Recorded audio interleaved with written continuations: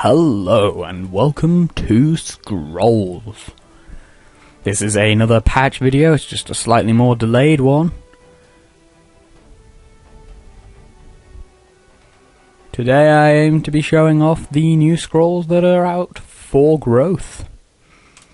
And to do that I have a very specific deck built, and it is called Growth New Stuff. So let's find that. Growth New Stuff. So the very specific scrolls that I'm going to be showing off today are the Vater of the Wild and the Wildling. Something else I should mention, I did mention in the previous video, it just didn't, show up. Essence Feast has had a buff. That buff used to crash the game due to a weird calculation problem, and that has been solved, so you can use the new super scary Essence Feast to your heart's content now. So, I'm gonna give these not cards.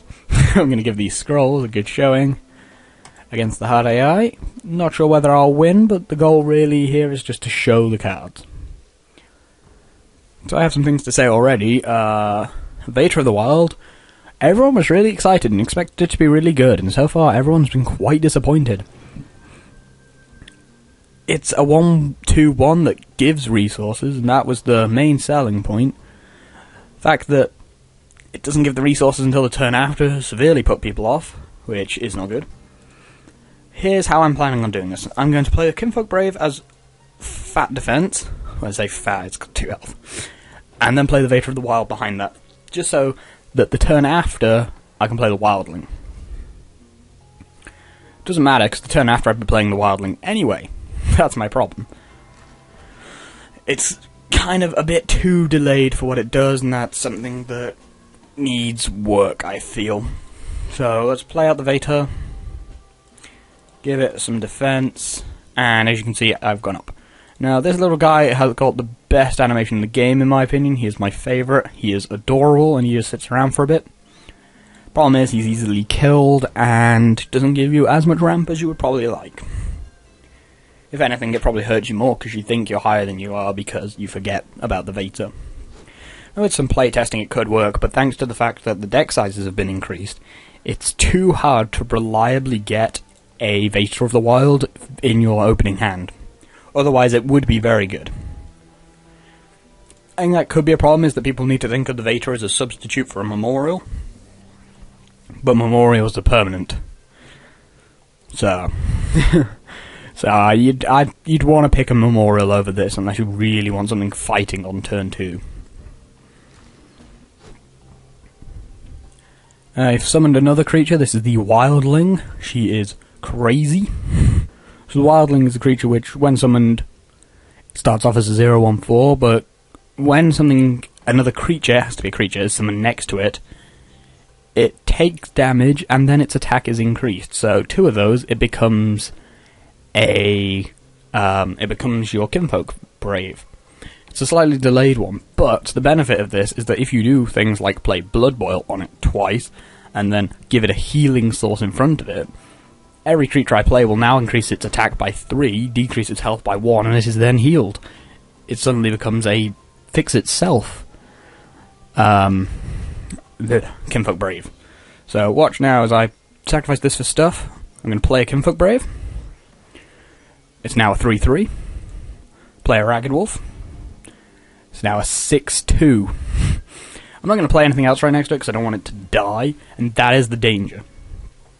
Danger comes with this deck when you try to build a deck based around keeping her alive. Chances are you're going to do more harm than good, because you're spending too much effort into keeping her alive when she is easy to kill. Best way I've found to use her at the moment is to put her in a normal deck and just remember to play stuff next to her to give her those buffs. That's what I've found works best with her. She can be an incredibly stumpy creature, and she's in the wrong place. I need to move the Ragged Wolf and move her forward. My mistake. Because she swings every turn. That is a lot of damage, and it can become very silly. To the point where people are willing to take a hit from a Magma Pact version of her, doing 20 damage, just so that they deal with her. She is very good, I think. She's easily countered, and a pushback resets all her stats, but as long as you don't overly try to upgrade her, then you shouldn't have any worries.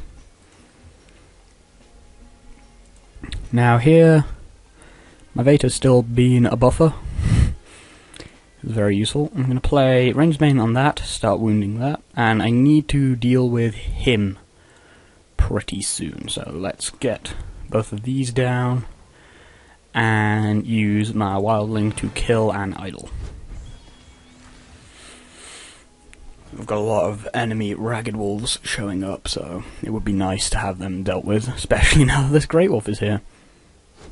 So as you can see, now would be a good time to start laying the beatdown back in this row, and that's what I characterize this deck as being. Well, when I use her in a deck, it becomes my beatdown deck. I use the Frostbeard and her to try and beat to death whatever it is I'm fighting. That is her role. She does not relent. Which could be confusing, considering Relentless is a talent in Scrolls. What I mean is, she doesn't give up, she's just constantly thwacking, and she can destroy a whole bunch of stuff.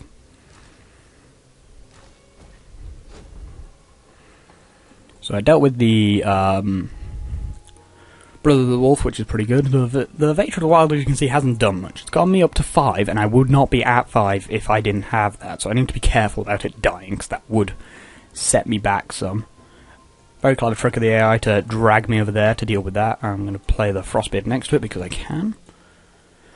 And also play me Assist with the Fox. That's now a 9-3. It will stay a 9-3 regardless of what happens on the board. That is why she is a very good Scroll. She just smushes stuff. So now to continue this attack, I'll bring him across, bring her across. She will deal with that idol, which is no problem at all now. And as you can see, this game has gone fairly quickly because I've got my healing source, I got my ramping source, and I got my constantly attacking creature, which is basically the perfect play for this deck. There's nothing the opposing deck can do to deal with this because she has a lot of health and she's being healed and she has defenses. that's the best thing they can do, is immobilize her in a now unused lane. Stuff still can't move towards me. Anything gets near me, it dies. So it is no concern. She is a powerful, powerful, powerful creature. She just needs to be... you just need to make sure she doesn't get slaughtered by something. Next I'm going to Crimson Ball for the win if nothing comes up in this lane. And hopefully it doesn't. The mistake I see a lot of people making... Oh, I can still win... Yeah, the mistake I see a lot of people making with this Amazing Scroll is to build a deck around her instead of trying to fit her into an already existing deck. That is the best bet. So let's see, 3-8-3. That is victory based on the beatdown from him and that. So that is a good game. It was a quick game and it shows off everything that has been added to growth in the latest patch, specifically the Vator of the Wild and the Wildling. Vator of the Wild has extremely limited use. The Wildling has some places she'll fit in, but I wouldn't recommend building a deck around her. Add a couple of healing spells to your deck and you'll realise they would be great anyway, especially with the 50 card increase. Him is a spectacular card. Druid Burial Ground is pretty nice since it's also a wall. Sort of card you wouldn't think of before, suddenly becoming incredibly useful now that we've got creatures that will need to be healed.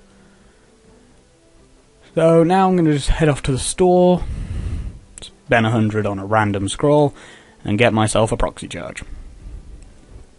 Thank you for watching, and I'll be bringing you the Order one next, and then the Energy one. Hope you're enjoying the patch, hope you're enjoying the Mojam. We're thinking of streaming on Sunday, I hope. Depends what time I get back, hopefully it won't be too late, and we may have a special guest appearance by Poi. So that would be great. That's not written in stone, but it's something we're aiming for. So, thanks for watching, and I will see you next time.